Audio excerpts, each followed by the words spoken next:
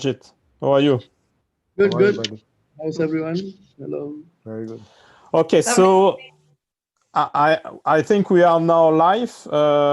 Yeah. So let's start.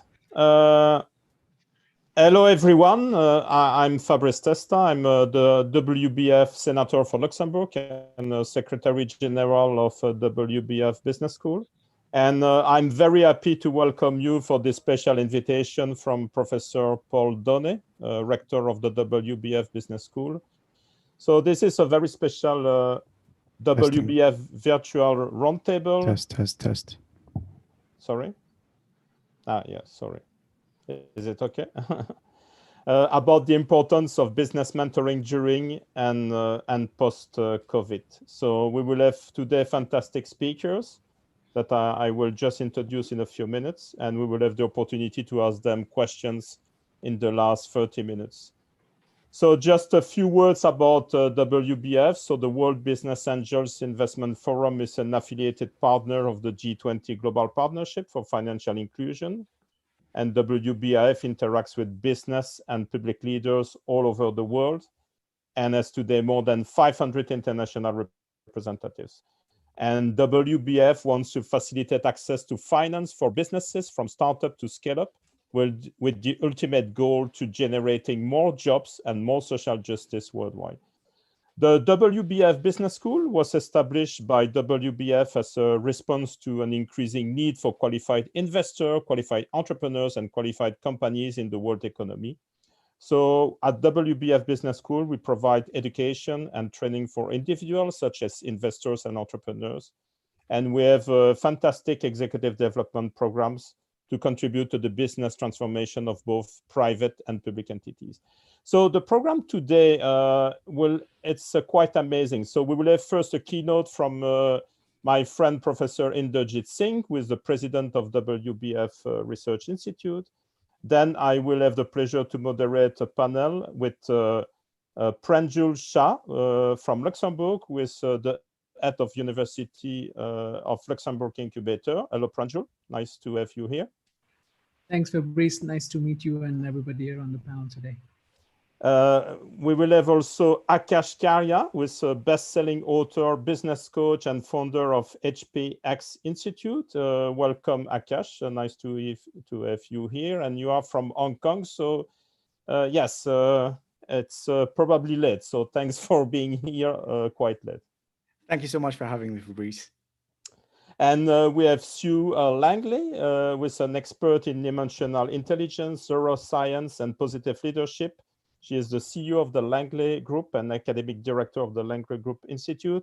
And she is even later because she is based in Australia and it's 1 EM. So thanks really for being here. Pleasure to be here, Fabrice. Thank you. And last but not least, the closing remarks will be by another friend, Dr. Paul Doany, who is the rector of the WBAF Business School. Hello, Paul. Okay, so without further ado, let me introduce our keynote speaker, Professor Inderjit Singh, with a rare combination of experiences because he managed a multinational company. He is a serial entrepreneur, an angel investor, and a policymaker. And Professor Inderjit Singh is an engineer by training, and he worked at Texas Instruments for 13 years. He embarked in his entrepreneurship journey at the age of 37 by starting a semiconductor company. And the company was listed in the Singapore Stock Exchange in 2004. He started many other companies everywhere in Silicon Valley, USA, many countries in Africa, in India and Southeast Asia. So very proud to have you for this roundtable. And Professor Singh, the floor is yours. Thank you. Thank you, Fabrice, and I want to welcome all the panelists and thank you for joining us for this very interesting webinar, mentoring. The key word here, the topic is the importance of mentoring during and post-COVID. But the key word here is not COVID, but it's really mentoring. While we are in the era that's dominated by the impact of COVID that's disrupted the normal way of doing business, the aim for entrepreneurs and business owners is not just to survive, but also to look for opportunities in the new normal that is going to come. But how does one plan for survival, let alone look for opportunities in such a tough environment? The entrepreneur, as we all know, is probably very busy fighting fires to try to survive. And so how does one go about handling such a situation? How can we do this? How can we survive and also look out for opportunities? This is where mentoring comes in. While the entrepreneur may be very narrowly focused on what he or she needs to do to get by in this difficult situation, a mentor, if he's working with the startup or with a company or with the entrepreneur, can take a more detached or helicopter view of the situation that may help the entrepreneur and the company identify solutions that the entrepreneur's narrow view of things may not be able to see. So that's one value of being and having a mentor in this time. Now, second, choosing the right mentors is also very important. Each of us have a very limited number of networks or contacts that we can use, especially for many entrepreneurs who may be starting out in their journey. Now, good mentors typically have a wider base of networks and than the entrepreneur may have. And it's this wide base of network that can come in very useful to help the entrepreneurs in helping solve problems, but also to look out for opportunities to work together with them. So the mentors with a wide network actually can help multiply the network the entrepreneur may have or may not have currently. Now, let me share an example in my university, Nanyang Technological University. My unit, I'm chairman of NTUT, which is an innovation company of the university. And our role is to help professors spin off companies, their research, to create companies, and students to do their startups. Now, after many years of experience of helping facilitating the startup and spin-off of professors and students, we realized that many of them could not transition from students or from professors to become entrepreneurs or to become business people because they were very narrowly focused in what they knew and they could not survive. So we did not see many success stories. So what did we do? So in NTU, we decided to set up a group of panel members. These are mentors, panel of mentors who have industry experience, who are entrepreneurs who have been successful before. We brought them in, we kind of engaged them, and we attached them to the professors and the students. And these mentors brought a wealth of experience and knowledge and industry networks to help the spin-offs to navigate through their journey. And what did we see? The outcome after a few years was we saw a greater rate of success and less failures. And so the mentors made a huge difference that our entrepreneurs, our professors and students could not do on their own. Now, just want to share one final story. Just 2 weeks ago, a spin-off from NTU, which we spun off about almost 20 years ago, and we provided some support, finally got listed on the Singapore Stock Exchange. And this was the first unicorn that was produced from our university in Singapore. We cannot produce that many unicorns because we're a small country, but finally, we had one unicorn in the technology area. So I hope that listeners will pay attention to our group of very distinguished panelists who will bring a wealth of experience, share with you about the importance of mentorship during this period. And I hope that this will then spur you on to engage mentors to help you succeed in your journey. So I want to once again thank all the panelists for joining us. We really appreciate you sharing the wealth of experience that you're going to share. And I wish everyone a very successful event today. Thank you. Thank you, Professor Singh. That was a real great keynote to introduce the topic, and really thank you for that.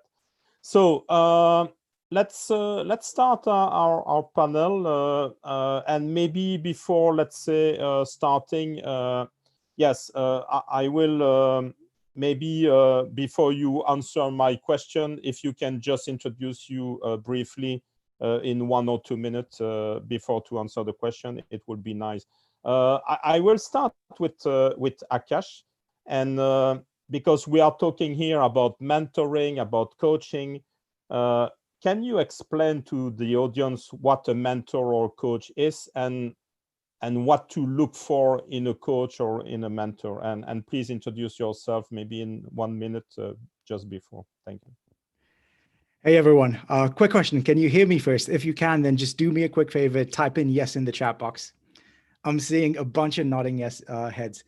So my name is Akash. I'm based out of Hong Kong, and I am a speaker, which means I travel around the world, and I have the privilege of speaking to business leaders around the world and basically coach them on how to be high performers in their organization.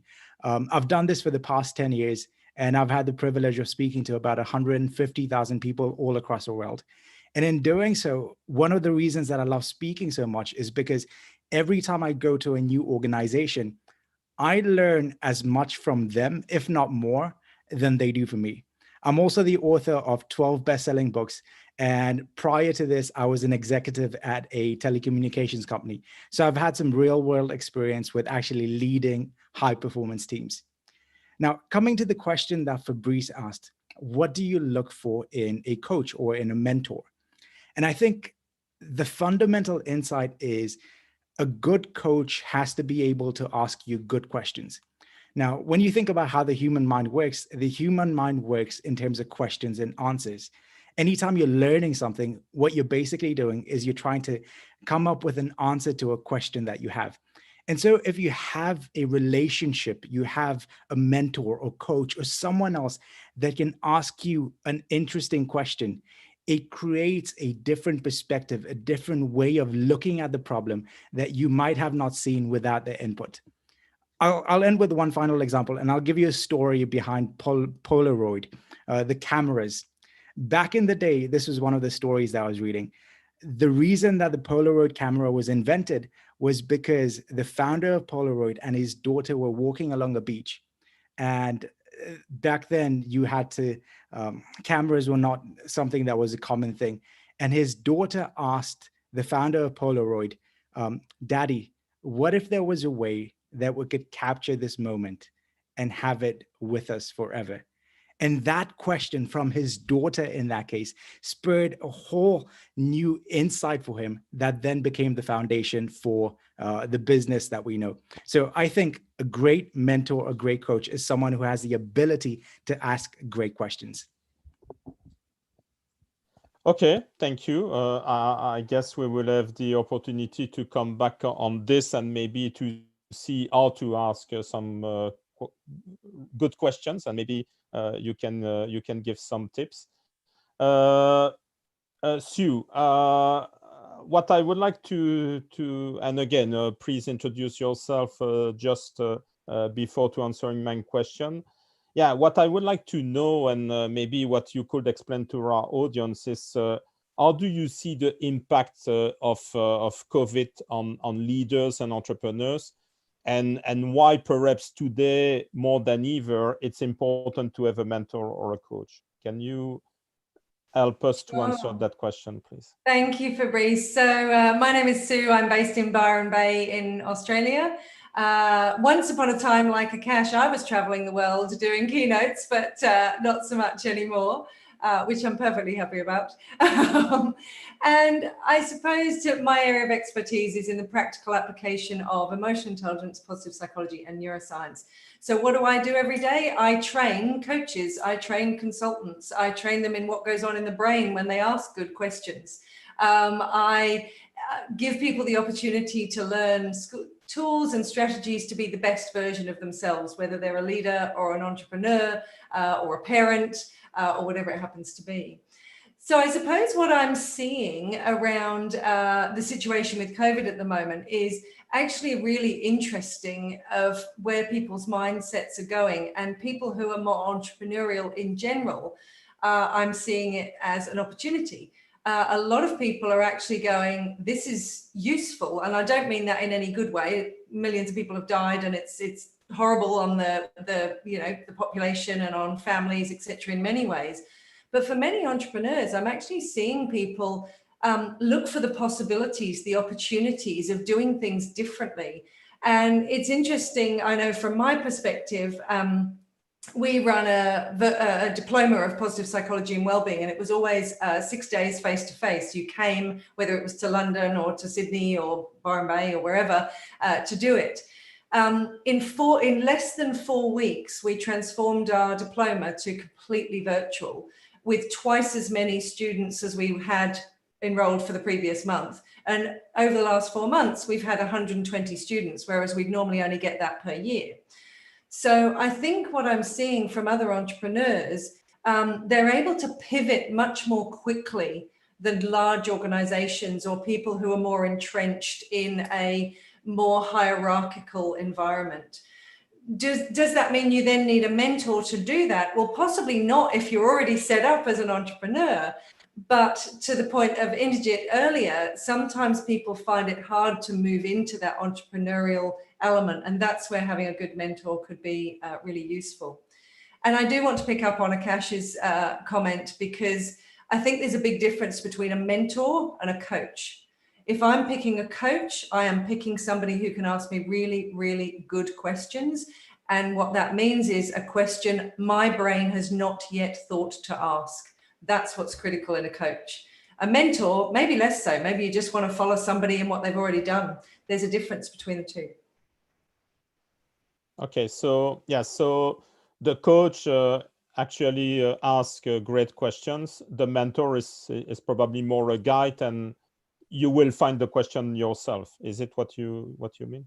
Well, I think with a mentor, if you look at the actual distinction, a mentor, if I'm looking for a mentor and I want to grow a global business, a mentor is somebody who's already grown a global business that I can get advice from, support from, financial, guidance, connecting me with the right people. That's one thing. A coach is somebody, I think, sometimes even more useful, who will, you're already smart. If you're going into an entrepreneurial, you're already smart. You're already thinking of new things. I know myself, sometimes I've had coaches that honestly, I think they shouldn't be in business because they're asking me every question I've already asked myself. And there's no point to that. You want somebody who is going to ask a question that your brain literally goes, great question. Because you want somebody to poke your brain in a way it is not yet fired. And again, there's some really cool research around what a good coach does from a neuroscience perspective. Okay, I will be very interesting to have your insight about this. So we will come back later on this. So let's go back after Hong Kong and Australia. Let's go to Luxembourg with Pranjul. And Pranjul, you work with many mentors within the incubator of the Luxembourg University. So I think it would be interesting if you explain a bit the importance of mentoring in the university ecosystems. And in particular, I think you have a specific approach because you work on team mentoring in lieu of individual mentorship. So I think it would be interesting if you can explain your approach taken by the Luxembourg incubator, the incubator of the Luxembourg University. Thanks, Fabrice. Very happy to be here. And so first of all, I'd like to introduce a little bit about what we do at the University of Luxembourg Incubator. We started out 2 years back, really meeting a demand in the ecosystem at the university, where a large number of research projects led to phenomenal number of patents and scientific output, which the government felt was not being translated or commercialized enough to eventually create a full circle of investment for the government, that the money that was going into research and in education was not somehow meeting the goals of what the government had for the country's socioeconomic development. So the incubator was then created to really support and in some senses create a safe haven within the university where students could actually practice and learn about entrepreneurship, not just to become great entrepreneurs, but even to just acquire the transversal skills or transferable skills, which are now in much more demand, especially now even more in COVID times, than the degree certificate that they would come out with. And this was the genesis of why we created the incubator. I've had now the pleasure of running it over the last 3 years, where I could say, like Sue and Akash also mentioned, and Inderjit also touched upon, is that during COVID times we've just seen a complete acceleration of students taking up and professionals and researchers taking on entrepreneurship. So last 2 months alone, we had about 17 companies, new companies incorporated. So we are growing at a tremendous rate, which is also a challenge because now we are operating online. In my background, I've done startups and supported startups in practically every space. I come from IT background, then I moved to micro and nanosciences. My first company was in the space of in vitro diagnostics in Denmark. After that, I've been working on edtech startups, microbiome startups. I've worked and supported startups in fintech space, in AI space. Most recently, this morning, I was actually discussing joining on a board of a company in India. Just got massive round of funding yesterday to support them on a topic on how to stop balding in India, which is a major challenge now. So to answer your question specifically, I think in startup ecosystems in general, the typical focus is on startups and how do you make a startup successful. So it's a defined starting point and a defined endpoint. There's a startup with a particular problem, and then you have a goal or a milestone which is defined by a business plan. In the university ecosystems, our challenge is very different. Sometimes we have students who come with skill set, wish list, aims and dreams, but they don't know the business plan of what they should go about and how they should go about executing it. So what we need to do at the incubator is very often it's about a mix of coaching and mentoring. And we define coaches so some of our coaches or mentors actually act as coaches. Some of our mentors act as mentors. And the difference how we see it is coaches are specialists. So basically, if you need to fix a leak in your house, a plumbing leak, you will call a plumber. But if you want to have your house beautified, you're going to call in sort of an interior decorator. So for us, mentors are more of interior decorators. They're going to show you a plethora of ideas and possibilities and expand your horizon, show you things that you might not be able to see. But coaches are the ones who are going to come and pinpoint specifically where there are actionable targets or pinpoint where the problem lies. What we try to do specifically here for different stage of our projects is at the seed stage, we really use experts or coaches, because these are students who still do not know specifically where they can use their talent, where their ideas could fly to, and giving them shape. But when they get to the stage, when they incorporate the company, we put them into a team mentoring program, which is something that we have now partnered with MIT with. So we are an MIT sister program, and we have brought this methodology now to Luxembourg and implemented that in a European setting, which is very different, of course, than the US setting. And over the last 2 years, we have supported about 30 companies in the process. We have about 45 mentors. The good part of the team mentoring is that the mentors actually get a lot more back. If you look at the typical coaching process and a mentoring process on a one-to-one, if you're asking mentors who are not paid, they're doing it on a voluntary basis, like it is in our case. It's a time commitment that they can do it out of their free time.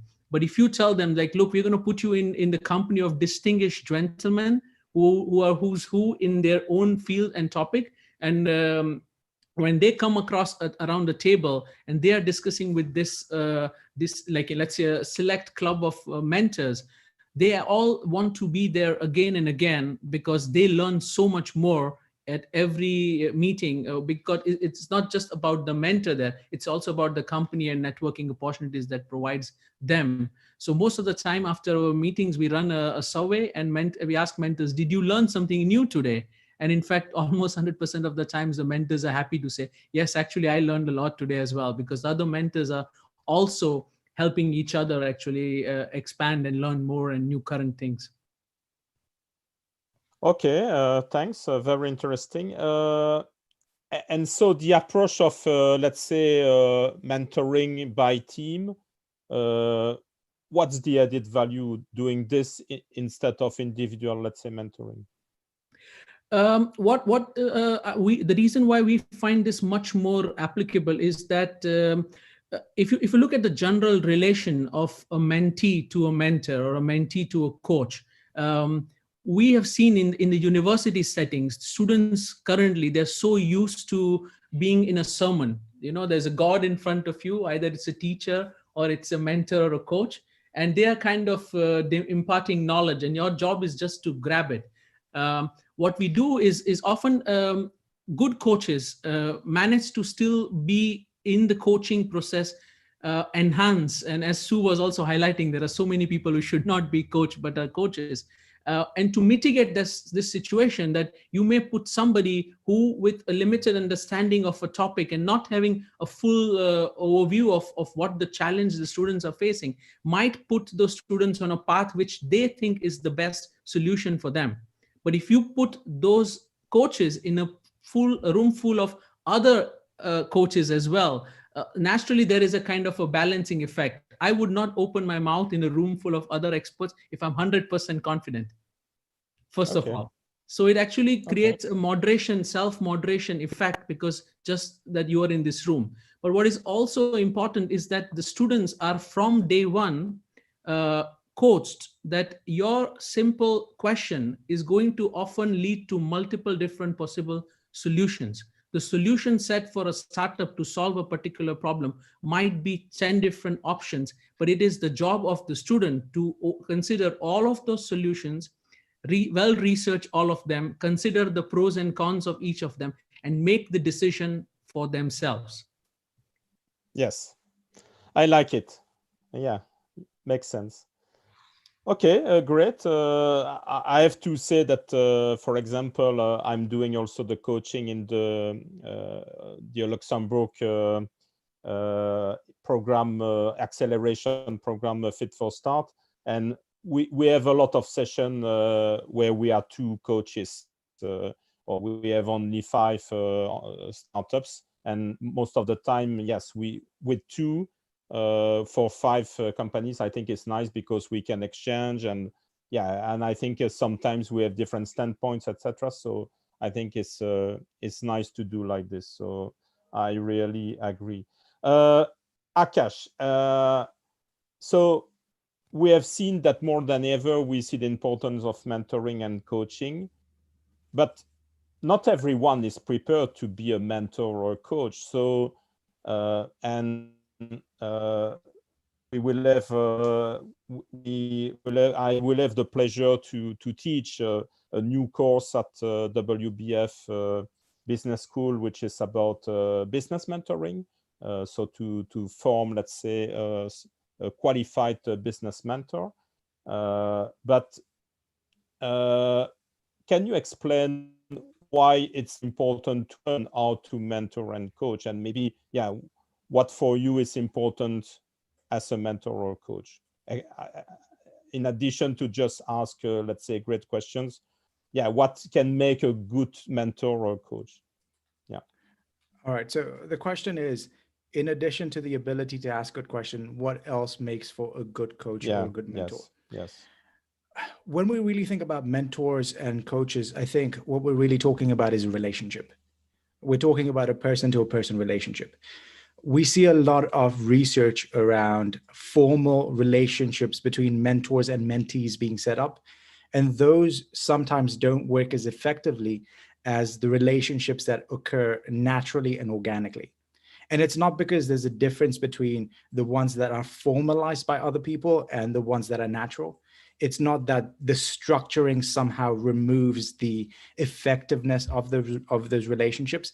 When we look at why unstructured organic mentorships work so well, it's because there's a foundation of a relationship already existing between 2 people. So if I have Fabrice as a friend, we like each other, and you've achieved something, and you decide to actually mentor me, because we have that good relationship, you're more likely to look after my interests. You're more likely to invest in me and spend time with me. And so I would say, leaving aside the ability to ask questions, the one thing that you need to look for in a mentor, apart from what have they achieved, do they have the credibility, is, do we have a relationship on a human-to-human connection? Do we like each other? Do we want to spend time with each other? Or do we rub each other the wrong way? And it's just making it harder for me to have a mentor who I'm constantly bashing heads with. So I'd say at the end of the day, you're looking at a relationship, and the foundation of a good coaching or mentor is a positive, healthy relationship where you two like being in each other's company. So, and I guess to have this relationship, the foundations are trust, mutual respect, what do you see else maybe to build this, let's say, good relationship between a mentor and a mentee, or a coach and a coachee?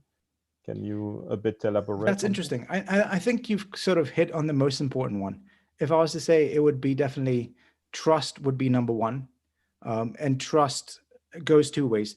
Trust goes, number one, I as a mentor trust that you will take my advice under consideration and you will use it, or at the very least consider it.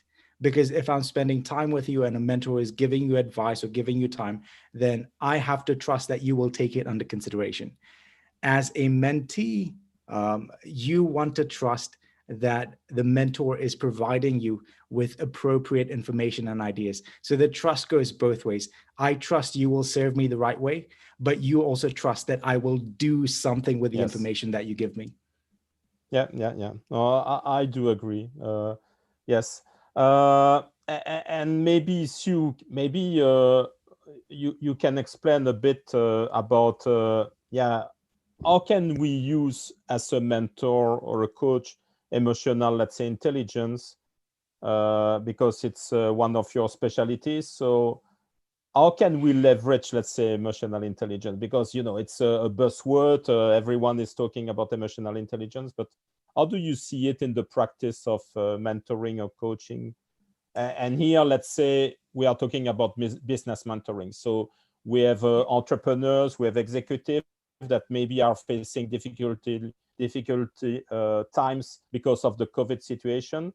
So what should be the best approach, let's say? I know that it's maybe a tough question, but what will be the best approach, let's say, towards, let's say, mentees and coaches as a mentor or coach, and using, let's say, emotional intelligence? Oh my goodness, that's a many-pronged question. But I think probably the best thing I can do is link it to what's already been said from Akash about building a relationship. When you think about what emotional intelligence is, it's simply the intelligent use of emotions. If you are being mentored, being coached, whichever relationship you go to, there's still an element on both sides of managing emotions, of being able to intelligently use your emotions. And I'll give you an example, and I'm potentially going to be a little controversial here around mentoring, is if you are an entrepreneur coming up with a new idea and you go to a mentor that's done it before, they are going to have the experience, which is wonderful. But you also need to then be able to use your emotions intelligently, because if you're just getting caught up in what they think, but your gut instinct, which is often what we call it, as in your emotional radar is telling you something else, are you able to then intelligently differentiate? And again, I'll give you an example. I'm an entrepreneur. I've got a few businesses. They've been reasonably successful. And very early on, somebody thankfully said to me, because I spent my first year going, I don't really know what I'm doing. I'm starting a consulting business. I've never been in a consulting business. I'd learned in my first year that most people that start a consulting business probably came out of a big corporate and then started their consulting business, and their first client was consulting back to their original business. And I never had that. I came to Australia not knowing anybody, not having any contacts, no network, nothing. So I literally had to start from scratch. And I'd been lamenting for probably about the first year of, I don't know how this works. I don't know how people do it, etc. And somebody just happened to say to me, and I can't tell you that they were a mentor necessarily, they were just somebody I was having a coffee with, said, maybe that's a good thing. And I was like, what do you mean it's a good thing that I don't know what I'm doing? But it was about creating your own way. So if you think about how that links to emotional intelligence, I'm not saying just run off with any idea that, takes your fancy. But if you have an absolute belief that what you're doing in your business, your new idea is going to work, if you've explored it, etc., you have to be careful sometimes in using your emotional intelligence that you're not then lacking confidence so much that you'll just do what anybody tells you to do, because that may have worked for them, but yours may be different. And again, this is where a coach sometimes is different, because they will ask questions to explore it with you. So if you think about what emotional intelligence is, it's the intelligent use of emotions. That means, can you perceive your own emotions? Can you notice when you're having one of those anxious moments just before you go in a business meeting to pitch your new idea to an investor? Can you then manage those emotions as most effectively as you can? Can you inspire the person opposite you to want to fund you, to want to work with you? That's all emotional intelligence. People who are high on emotional intelligence have the ability to take people on a journey, to lift people up, to focus people. All of those sorts of things is part of what emotional intelligence is. And as an entrepreneur, you will have days that will be amazing and you will be on top of the world and you'll think you can conquer everything. And you will equally have days where you are ready to give up. Emotional intelligence is critical on both of those days. So you don't go running around the world thinking you're the absolute bee's knees and annoying everybody else. And equally, so you don't give up in that moment. And I'll give you an example again on this. I was about 3 years into my business and I just had a meeting that I knew hadn't gone well. I was a 30-year-old female with meeting a 55-year-old gentleman in a very senior position. And I didn't think it had gone well. I didn't think he'd taken me seriously. And I was having one of those moments of, this is so hard. Nobody takes me seriously, you know, and thinking, that's it, I'm done. It's 3 years, let me go back and get a job. And we'd created this little set of what we call Inspire action cards. They're just a little pack of cards, normal playing cards, but they've got images on the back. And we use them in various exercises. And I had a pack in my bag. So I pulled it out, and the idea is you pick an image of how you feel at that moment. And I picked a card and I turned it over. And the reason they're called Inspire action cards is all the red ones have inspirational quotes and all the black ones have actions. So while I was in the middle of my emotion of, this is too hard, I'm ready to give up, I can't do it anymore, I picked a card of an image of how I felt. I turned it over and the quote on the back said, most people give up just as they're about to succeed. Okay. That was what I needed in the moment. And my mentor was that card that got me through and got me back on track as far as my emotional intelligence to go, no, come on, you can do this. You're doing a good job. So I think emotional intelligence is critical in life. It's critical to relationships that Akash was just talking about, but it's absolutely critical because to the ups and downs that you are going to experience and you should experience as an entrepreneur. That's part of the fun. Yeah. No, I think I agree with you that the entrepreneurship journey is a roller coaster. So there are ups, as you say, where we are super happy, and then there are very bad moments too. So yes, I think as an entrepreneur, for me, one of the best quality is probably to be resilient. You know, you need to be very strong and resilient because it's a tough journey. For sure. And absolutely, Fabrice. And if you think about what resilience is, it's emotional management. Resilience is emotional management. I'm having a down moment. Resilience is getting back up. Well, that is managing my emotions so I can get back on and try again. And again, I think people underestimate what emotional intelligence is in its very pure form, is perceiving, using, understanding, and managing emotions. And if you can do all those things, you will probably be able to handle those ups and downs, whether it's due to COVID or whether it's just due to life. Okay, no, that's a great answer. Thank you, Sue, for that. Pranjul, and regarding, because in your incubator, you have entrepreneurs, you have students, do you think that they are a bit losing track today because of the COVID? And if yes, how can mentors help maybe them by maybe equipping with life skills? So can you a bit elaborate on this, please? Yes, absolutely. I think I have to say that we are really lucky that our mentors were there and to support and help all the startups during this COVID crisis, that only one of our startups decided to shut shop. Other than that, all the other startups managed to work efficiently with their mentors to identify, and pivot to new opportunities which had opened up due to COVID. And in fact, they did such a great job that in fact, many new companies came out of their brainstorms, which we had not seen before. So we were very surprised when at the incubator's application email, we were receiving 2 new startup applications every couple of days, and we had a huge list of startups to sort through. And during COVID, we actually had to onboard new mentors because there was just so much more demand. So I think good mentors for sure help startups not just through the ups and downs that we're discussing. And I think COVID is just another down for most startups. But unlike other ups and downs, if you take any 10 given startups, any sample of 10 startups, and you ask them what were your worst challenges, you'll find that they were all different. Fortunately, in the COVID times, if you ask all the startups what was your challenge right now, it was more or less same. So in a sense that if you figure out how to navigate through COVID, most of the startups needed the same kind of support, like how to move to online, version of operating, how to work from distance, how to reach out to customers from a distance, how to still be relevant, how to still deliver value in this environment, and how to still be, close to your ecosystem and to fulfill the needs of the market, how to understand where the market is moving to with the lack of information flow. So this was a gap that the mentors very quickly started to discuss among themselves, because our mentors actually meet regularly. This is another important element for the mentors, that every 2 months all of our mentors meet and they discuss what are the challenges in the mentoring process that they are facing in their own startups. So basically, not just the 5 or 6 mentors which are on one team, all our 40 mentors meet and they discuss each and every startup, their progress, their challenges.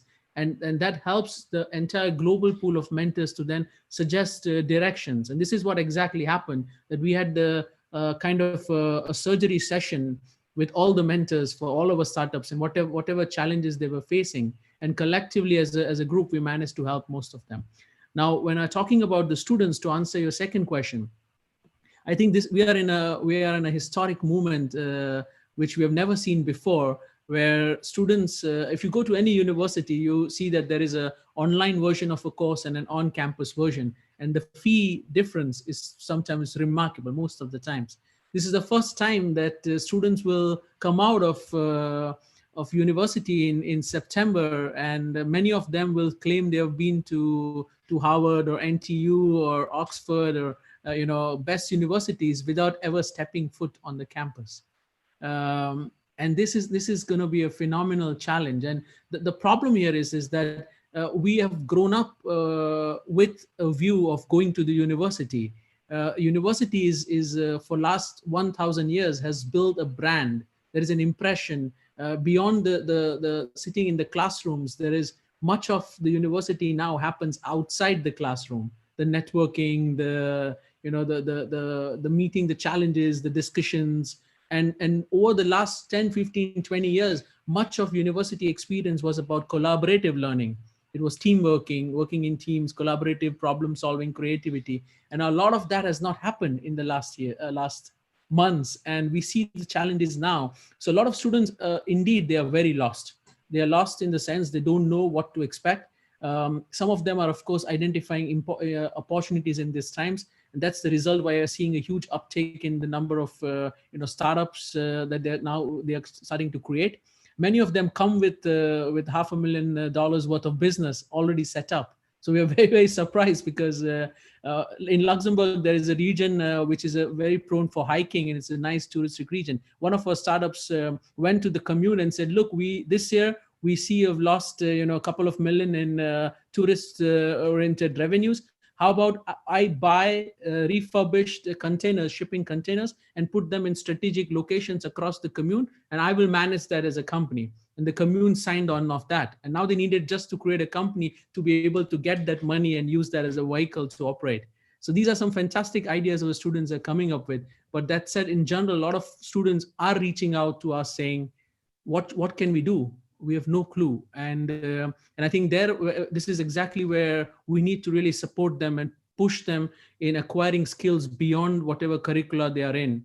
Because now going forward, I mean, most of them will have a degree, but a lot of them have not gotten the real interactive experience and the collaborative experience that they get by being in a university. So for the next year and from January on, we are planning a series of collaborative learning courses where students can just join from any discipline ad hocly, and the goal is that they would learn how to interact with other students, how to get some emotional intelligence actually in the process as well, because that's a key soft skill now. Learning how to communicate well, how to observe and learn fast, and most importantly, what is the most important skill in the current time is learning how to fail, because this is a big problem, because a lot of these students are going to see a lot of failures before they are set on the path to succeed, and not to take failure as something that's permanent, more of a learning experience. So learning how to fail and how to learn out of it and succeed from there on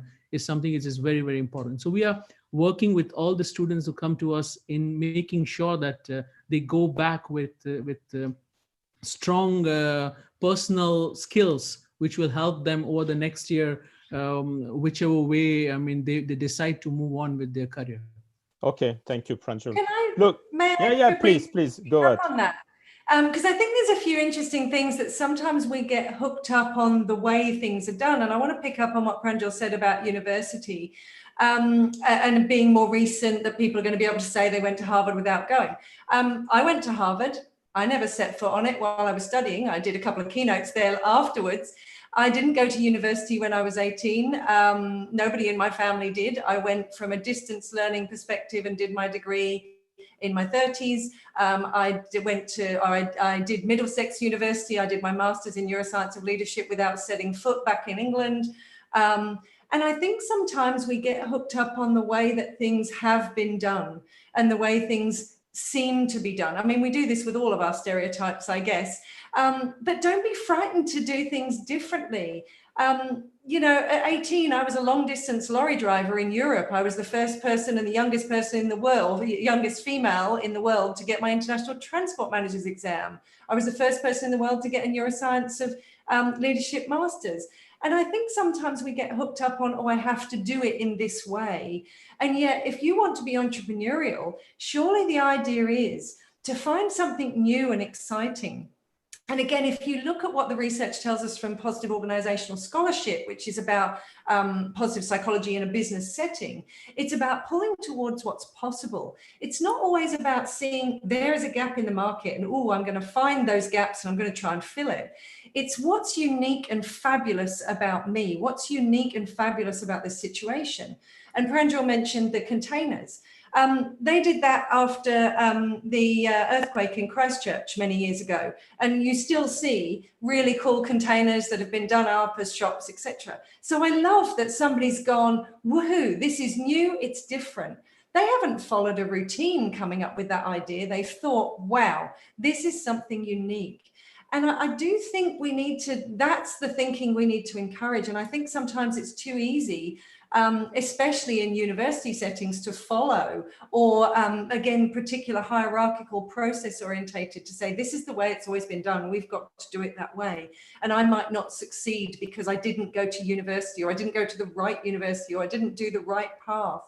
Who knows what the right path is? And that's what I think is really cool about everybody on this call. You are all unique and special. And if you can find a way to pull towards what is awesome about you, never mind what other people have done. So. No, I love it. I fully agree. Look, I have a last question for Akash, and then we will answer the question of the audience, because we have several questions. Let me just wrap up before asking my question to Akash, because it will be also a kind of exercise. You will see, you will like it. So what we said is that, yes, mentors and coach, they ask great questions. They must help, let's say, mentees and coaches to be the best version of themselves. Entrepreneurs, they pivot, let's say, more quickly. So you have to be very flexible. We know that the entrepreneurship journey is a roller coaster. Even in the corporate world today, we know that there are ups and downs, and that it's moving very quickly. It's all based on relationship and trust. We have to use intelligently the emotions. COVID is another down, so it will stop at some point. And the last point that you mentioned, and I love it, yes, do things differently. There is, rules are rules, but I think you have to make your own rules. What I would like to ask you, Akash, is that you are a best-selling author. You have wrote many books, and one of your specialties is well-being. So can you give to the audience some tips? Because, we have a lot of entrepreneurs, executives, and maybe they have to stay at home because of the COVID, etc. Maybe they cannot travel. That's my case. I'm also like you. We are used to travel, and now we cannot travel anymore, etc. So can you give us some tips of habits maybe for well-being during or after the COVID? How to build, let's say, this well-being, let's say, habits? I think it will be, helpful for everyone who is listening today. So thank you. Yeah, so your personal well-being is incredibly important, because if you can take care of yourself, you can take care of yourself physically, mentally, and emotionally, then you're able to bring your best self into your business and into the world. One of the cool things that I heard recently was this: your brain is inside of your body. Your brain is inside of your body. And that means if you take care of your body, you're taking care of your brain. So it's very, very important for any leader, anyone who is basically wants to achieve anything in life, to make sure that they're taking care of the physical, mental, and emotional well-being. So how do you do that? I'm going to give you my favorite tool to do this. This is it. Let me tell you the research very, very quickly. How many of you right now would like to exercise more, eat healthier, go to the gym? Let me know with a yes in the chat. Anyone have any goals about losing weight, being a bit more active? We can guess it's everyone, All right, most people. So in this research, they took a group of people who wanted to lose weight, and they divided them into subgroups. The first group is the control group. This is the group that were told, you know what? You said you want to lose weight. You said you're going to go to the gym. Just go to the gym. When you come back, tell us how often you went to the gym. So there's no specific instructions. They're the control group, just to figure out how often do people go to the gym when they say they want to go to the gym. The second group is the motivation group. This group was given a lecture. They were given some information that talked about the benefits of exercise, why it's important that you should exercise. They were also given information about the consequences of not exercising. What happens if you don't exercise, right? Several months later, the researchers follow up between these two groups to ask, how often have you been working out? What percentage of the control group do you think was still working out several months later? What percent? Fabrice, take a quick guess. I don't know. What would you guess? Control group, 10%, 50%, 90%. What would you say? Yeah, 10, 15% maybe. 10, 15%. Turns out it was 39%. Then we have the second group, the motivation group, right? I'm seeing a couple of 10% in the chat. We have the motivation group. This was told why it's important to exercise, what happens if you don't exercise. What percentage of this group was still working out? Exactly the same, 39%. Motivation did not make a difference. The control group, 39% was still working out. The motivation group, 39% was still working out. Why? Because motivation is temporary. Fortunately, there's a third group, and this was called the if-then group. These were told, you said you want to work out, so we want you to write down this one sentence. If it is X, then I will do Y. If it is X, I will do Y. As an example, if it is 7 p.m. and I've just finished work, then I will go to the gym for 20 minutes. If it is Monday morning and I've just woken up, I will go to the bathroom, brush my teeth, and do 5 squats. So if it is X, then I will do Y. What percentage of this group was still working out several months later? Any guesses? 39% for the control group, 39% for the motivation group. More than 90, more than 50%. Easily. I'm seeing 60, 90, 85, 91%. 91% Yeah. of the if-then group was still working out several months later. And in fact, there have been over 100 independent studies done on this called if-then planning. And they have found that it is one of the most effective ways of building new habits. So what I would advise everyone to do, whatever habit you want to create right now, is think about what is your if-then plan. If it is X, what is that trigger? Then I will do Y, the behavior. Write it down. That makes it more concrete. But that is by far one of my most favorite ways of building any habit whatsoever. I use it for productivity. I use it for well-being. I use it for emotional intelligence. If I'm feeling defensive, then I'll take a deep breath. If I'm feeling stressed, then I will remind myself to just calm down. So I use it for pretty much everything. So if then, try it out and let me know how it goes. Fantastic. I like it. So great tip. Thanks, Akash. Look, we have a lot of questions before, let's say, the closing remarks of Professor Doany. So let's start with the question of the audience. The first one is, how do you see share objective needs? So how to, there are two questions, how to have the share objective. So I guess that the question is a bit about how do we match, let's say, the mentor and the mentee? I don't know who wants to answer to that. And please be short in your answer because we have a lot of questions. Thank you. I can take that. So thank you. We have a specific form on the mentor side and the mentee side. Each mentee presents which stage they are, and each mentor out of 40 have to say first they have to pick the startup, and the mentee say, yes, I would like to mentor them and I can provide them support on this side of their business. So the mentee has already highlighted their top 3 challenges and the mentors then address to them. But what is most important, what we have discovered is that after every mentoring session, we do a survey to check with the mentee if it was useful, to check with the mentor if they thought that the mentee got some meaningful support.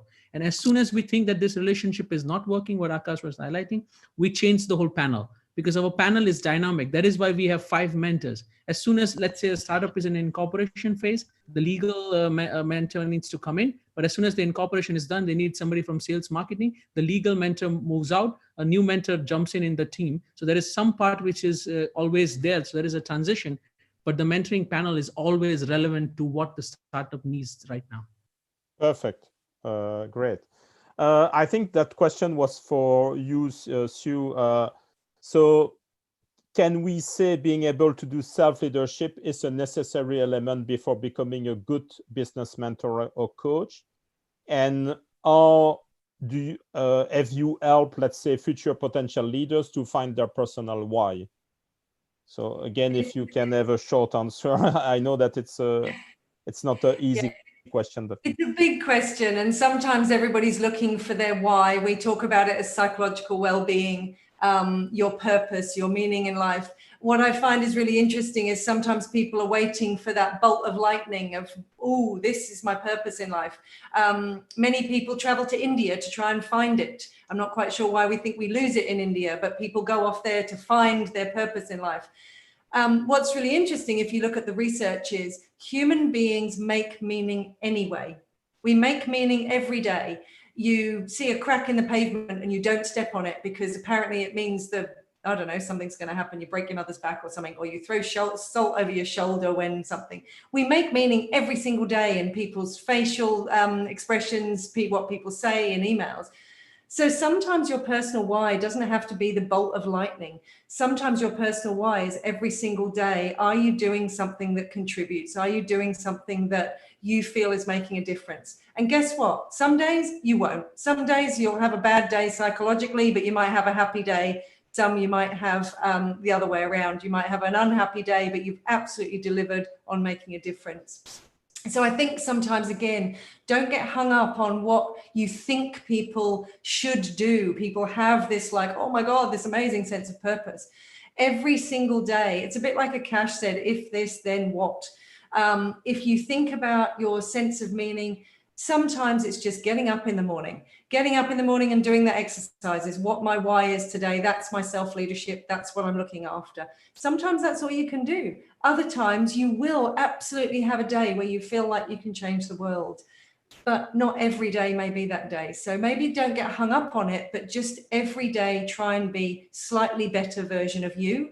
You'll find by the end of it, you know, when you sit back and look at the end of a day and end of a week, it'll be like, yeah, I made a difference.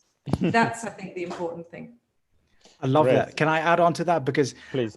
building what you just said, purpose is not something that you find, it's something that you make. It's kind of like being in love. People think that love is something that you stumble into. We think of love as that romantic phase. So you get married to someone because you're in love, you found love, you love each other so much. And then 3 months later, what happens? There's no love. You don't feel that connection and spark anymore. Now, do you get divorced? No. It's because love is not something that is found. Love is something that is created. You create love in a relationship by doing loving things for one another. You create love by buying that those flowers and bringing them home to your spouse and saying, I bought this for you. That creates love. Similarly, you don't find purpose. You make purpose by doing purposeful things in your day. There's a very interesting study done on janitors. One group of janitors was asked, what do you do at work? What's your task? And they said, my task is to clean up, is just to make sure everything is hygienic. Another group was asked, so why do you do what you do? And this group was more satisfied with their life. They were happier, they had better health. And this group answered the exact same question, doing the exact same job. And they said, my job is to help the recovery of the patients. One group saw it as cleaning up. Another group saw it as contributing to the well-being of the patients. And so if you're looking for your purpose, you're trying to create purpose, look for how is what I am doing serving someone else. And that someone else can be your customer, it can be society, or it can just be you. It can be serving yourself to be a better version of you every day that you go to work. So look for contribution either to yourself or something outside of yourself. Thanks, Akash. Another question is, what will be a good meeting frequency between a mentee and a mentor? I would say probably once per month. Do you all agree? Yeah? Or no? So I think it's what works for the situation. Okay. I don't think we should be prescribing. Yeah. In our case, what we do is at the end of every meeting, the mentee takes upon themselves some to-dos. And when they're done with these to-dos, only then they can schedule the next meeting. So make sure that each meeting is relevant for the mentees and for the mentors. So if the mentee needs 2 months to do the task that they have taken upon themselves, it is 2 months. If they are very fast and really driven, sometimes they come back in 15 days saying, okay, I'm done, I want the next meeting. So it really depends. But on average, what we are seeing is typically about 1 month, once a month. No, I fully agree. Now, from my own experience, if you don't see each other, let's say regularly, there is something which is lost. So I think at some point you need to have anyway some, if it's really every 6 months, I'm not sure that it will be profitable, but okay. Yes, but I'd say one more thing, and that is don't forget the fact that regardless of how often you meet, you do need to communicate with that relationship often. And that might just be a text message. It might just be, hey, remember that coffee that we had last month and you told me that one thing to do? Well, I did it and it worked out really well. So communicate, not necessarily face-to-face, but find ways to keep connected somehow. Connection, yes. So I agree. I would just add something on that. So this is exactly what we do as well. And I think I didn't really go into that detail, but out of our panel of mentors, so there might be 5 mentors, over a period of time, the mentees naturally gravitate to one particular mentor where the relationship and trust is much more than the others. And at that stage, we ask that particular mentor to take the role of the lead mentor. And this lead mentor is basically your 24/7 best friend. So the mentees are in constant WhatsApp or whichever medium they want to use, chat with the lead mentor. The lead mentor does almost a weekly check-in on how things are going, just to check the emotional health or the ups and downs when they're coming. They alert the rest of the panel as needed. But basically it's them who decides, okay, it's time to set up the next meeting. They really need us, or we should maybe wait a couple of weeks. They need some more time. but the lead mentor is basically your guardian angel. So we do make sure that there is always somebody there, that this relationship is constantly, kept primed. So the love is always there. Yeah, there are a couple of questions that are a bit about the same, let's say, thematic, which is the importance to have a mentor for the success of the startup, at least initially. And yeah, so maybe can one of you, let's say, talk about this? What's your opinion about this? Is it true I would just say that the global statistics came out last year is that 70% of startups who go through some form of mentoring support last more than 2 to 3 years. In strong mentoring programs, the success rate is up to 70% of the startups surviving more than 5 years. And I think it clearly shows that this definitely works. So for sure, if it's should go or not for a mentoring program, I would say definitely for startups at the early stage, they should go for a mentoring program. And I think find one which really makes sense. So in our case, of course, we don't choose the mentees and mentor matchings. They happen on their own. So we just provide them the platform, and then they work together. So I hope that answers the question. Yeah, it answered the question. Thank you. There is another question: is after the startup phase, is it necessary to have a mentor? I would say I will answer to that question. I do think that you can have a mentor all your life, but again, I think you need to express the need of it. And like you said, let's say maybe at some point you take what you have to take, and maybe you have not to take everything. I mean, again, they are probably there to help you, to guide you, to support you, but you have not to follow, let's say, strictly what the mentor, etc. Maybe when your company is growing, maybe what is nice is to have advisors. There is a nice book that I recommend to all of you to read is the $1 Trillion Coach about Bill Campbell. And Bill Campbell, let's say, he coached a lot of executives, a lot of entrepreneurs in the Silicon Valley. And and during all his life, let's say, he coached people from really their beginning up to even really well established and well successful entrepreneurs. So I think probably all our life we can benefit from a business mentor or a business coach, in my opinion. Yes. So what's the next questions? Yes. If a business fails, what is the better look for, a coach, a mentor? Why? Yeah, I don't know who wants to answer to this. I think, I would kind of bridge to the question before in this. So I think if it's a good, well-run mentoring program, it is always relevant to the mentee's needs. So as I said, in our program, the panel is a dynamic panel. So a mentee, as they progress to different stages of their startups, maybe it's an up or a down, the mentoring panel will change. And this is something that the lead mentor is constant, but they look at the most imminent pressing needs of the team or the mentees, and they make sure that the panel always stays relevant. So in the similar situation, if a startup was facing severe crisis, we would bring in business transformation, like mentors who are really experts in business transformation or sales or business turnaround. And that's exactly what a good mentoring program should be able to do, is to bring the right people or the right surgeons or the doctors at the right time to make sure that the startup, even if it's going to fail, it's going to fail graciously. Okay, so we have a last question, and then I will give the floor to Professor Doany. Is it worth to have different mentors? Maybe because there are some mentors that are, let's say, skilled in one discipline and some in other disciplines. So what's your opinion about this? I'll take that. So I was hoping you'd touch on that. And I think one of the simplifications that we make when we talk about mentors and coaches is we assume we just have one, that it's going to be one mentor for the rest of your life or for that particular business. If you turn to athletics as an example, there's many different coaches on that team. So when you see a boxer like Mike Tyson, he has a strength and conditioning coach. He has a boxing coach. He has a cardio coach. He has a nutrition coach. For yourself, it depends on what are the areas that you need help with. And so you're going to have different mentors and different coaches and contributing to different parts of your business and your life. So I think it's always great to have a team. It's a team effort rather than an individual mentor's effort.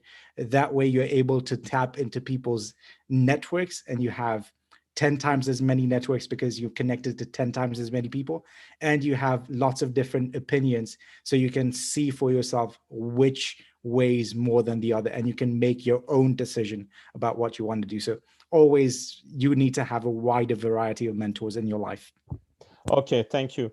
Look, thanks a lot to my panelists. I think you did a great job. Personally, I learned something, so I always like to learn something. I hope the audience is the same. Now, I will, let's say, leave the floor to Professor Paul Doany for the closing remarks. And let me introduce properly Professor Doany. He is the rector of the WBAF Business School. He served as group CEO of Turk Telecom for a total of 8 years. During that time, he established the company's corporate venture fund. He led several IT technology company acquisitions. Then he set up a venture capital company, and he made 22 venture capital investments, half of which are pure startups. And he likes investment, particularly in renewable energy, geothermal power, biogas energy. So, Paul, the floor is yours. Thank you. Thank you. This has been a very interesting panel, Fabrice. Thank you very much, and to the panelists and the contributions that you have made. You know, I think that just to touch slightly on the COVID situation, I mean, pre-COVID, mentoring was important. Post-COVID, maybe mentoring in some specifics probably become even more important because these companies may be facing a little bit more stress, maybe more difficulty in raising the next round of money. And hence the importance of mentoring for those who are giving mentoring and for those who are receiving, of course, is extremely important.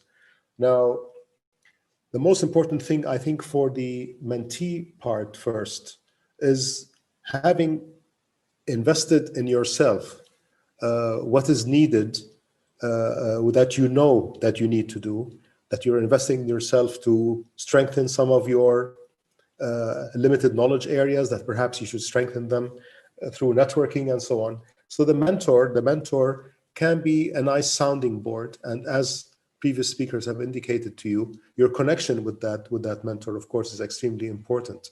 So to the extent that, you know, startups and early stage companies are facing additional challenges because of the COVID period, perhaps the mentors also have perhaps a bit more time than they would otherwise in a situation of, if we can call it, quote unquote, like normal life, you know, whatever that means. But I think in this COVID time, people actually have more time. They're underutilized.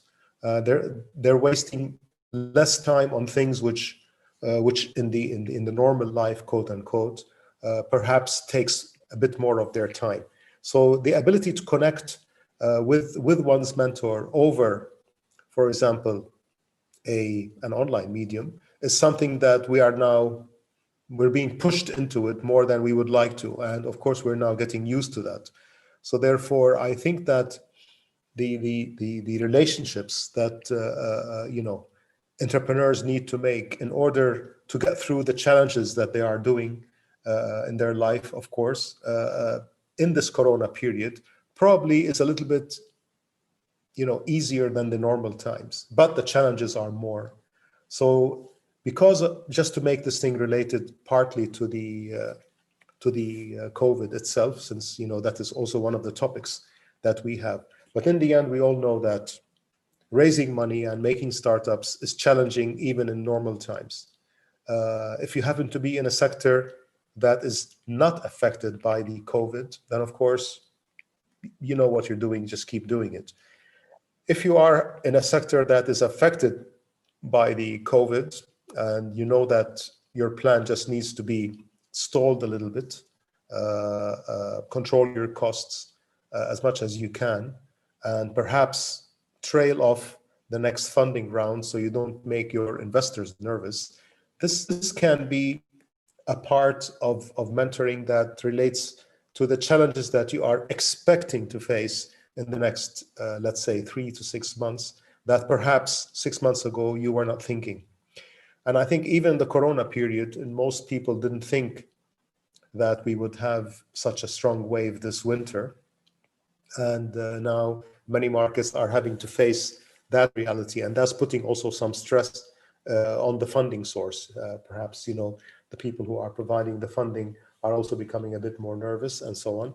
So the money is the important part, that you need to make sure that you get the funding that you are expecting to get. And in the case that you don't get it, because of these factors that I indicated, see how you can get that help from that mentor who can perhaps give you ideas on that. I liked also what previous speakers indicated relating to the example that if you're now going to be needing more business type mentoring that understand the actual technicalities of your business can help you, for example, restructure it and so on. That of course can become quite an important part of mentoring. But in those areas, I also very strongly recommend to people to invest in themselves and increase their own knowledge base in the subjects that they are working in, and use your mentor to guide you to what those are. And that can be also a very rewarding thing that you do. And there's no shortage of online courses that you can take to increase your knowledge base, and they give you a better grip on what needs to happen next. Frankly, this is really all I have to say.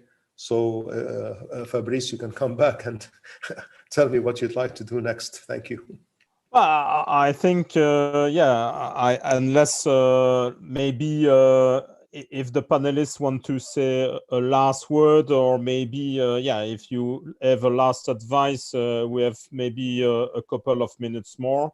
Otherwise, thank you all. I mean, do you want to say a last word, maybe? I'm happy to say something, and I think it's that there are many different ways to do things, and again, don't underestimate the power of doing it differently. To Paul's point, funding is really useful. I didn't have any when I started. No funding, no nothing, still managed to start a business. I didn't have a mentor when I started. Would it have been nice? Yes, absolutely. But did I have one? No. So I think it's really useful, again, for everybody listening to think about the whole point of entrepreneurship is that you're doing things differently. So that's my message of just being careful we don't get caught up into the way things should be done around here, because maybe there's a new way. And a couple of times COVID has been mentioned as a down. Does it have to be a down? Could it be an up? Because every business has been impacted, but so many have been impacted in an amazing way. I have a client who said, I actually feel guilty because our business is thriving.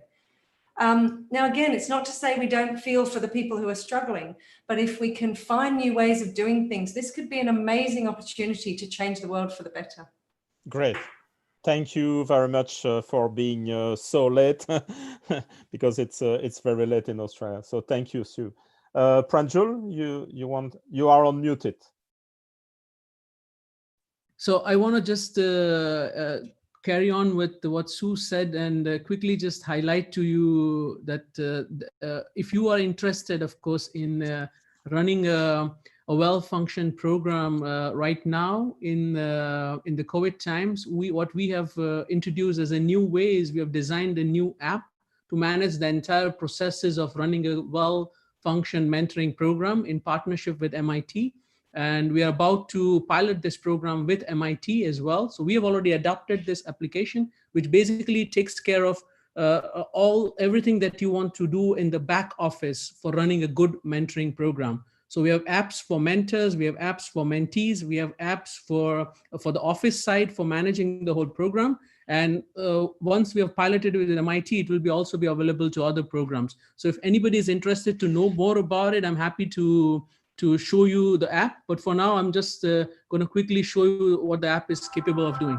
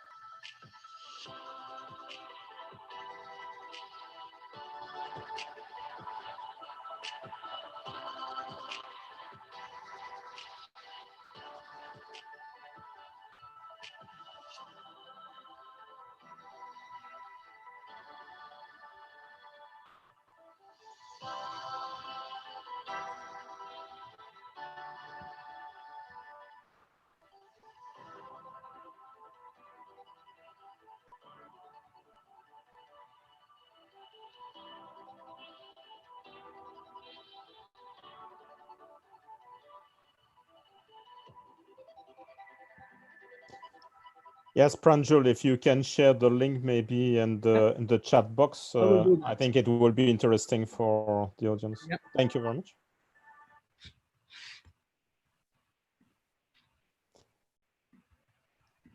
Okay, good. And Akash, do you have a last word before we conclude this roundtable? Fabrice, I just want to say thank you to you for doing such an awesome job with moderating. For You're those welcome. of you that don't, my pleasure. For those of you that don't know Fabrice, Fabrice is a very, very accomplished entrepreneur. And if it would be great to interview you sometime on your thoughts. Thanks. In terms of my final thoughts, I'd say this: it's looking at where are you right now? Where do you want to be? And who can help you get there? And the next question would be, apart from who can let you get there, it's are you ready for a mentor? Are you willing to take on advice? Are you coachable? Are you someone that's willing to learn? That's a question that you need to ask yourself. So where are you? Where do you want to be? Who can get you there? And are you ready to have that person on your team? Those are the 4 questions that I would consider when going into any sort of mentorship or coaching relationship. Great. So thanks again to all of you. I think it was great and we learned a lot. Thanks, Professor Inderjit Singh. Thanks, Dr. Paul Doany. Thank you. And I wish we will meet again for a new roundtable of WBAF and about some other topics. So take care, stay safe, and hope to see you soon. Bye-bye.